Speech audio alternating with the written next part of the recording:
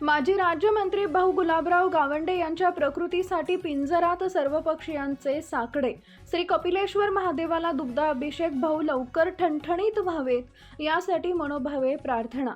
माजी राज्यमंत्री भाऊ गुलाबरावजी गावंडे यांची प्रकृती गेल्या काही दिवसांपासून अस्वस्थ असून त्यांच्यावर अमरावती येथील रिम्स रुग्णालयात उपचार सुरू आहेत।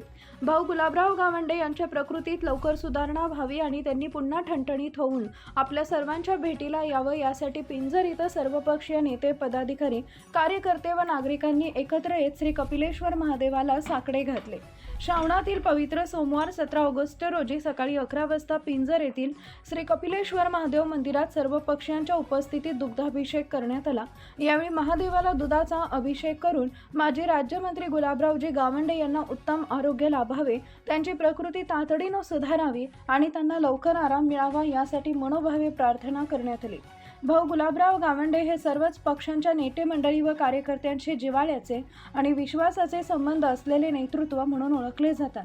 त्यामुळे राजकीय मतभेद बाजूला ठेवून राष्ट्रवादी काँग्रेस, भाजप, शिवसेना, शिंदे गट, शिवसेना, ठाकरे गट, काँग्रेस तसेच इतर पक्षांचे नेते व कार्यकर्ते भाऊंच्या प्रकृतीसाठी एकत्र आले हे या उपक्रमाचं वैशिष्ट्य ठरलं। यावेळी उपस्थित सर्वांनी भाऊ गुलाबराव गावंडे बरे व्हावेत, त्यांना उत्तम आरोग्य लाभावं आणि त्यांनी पुन्हा पूर्वीप्रमाणे सक्रिय व्हावं अशी सामूहिक भावना व्यक्त करत श्री कपिलेश्वर महादेवाच्या चरणी साकडे घातले।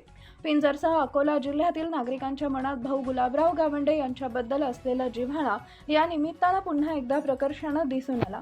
प्रदीप गावंडे, अकोला जिल्हा प्रतिनिधी तथा कार्यकारी संपादक, धुमाकूळ, महाराष्ट्र न्यूज।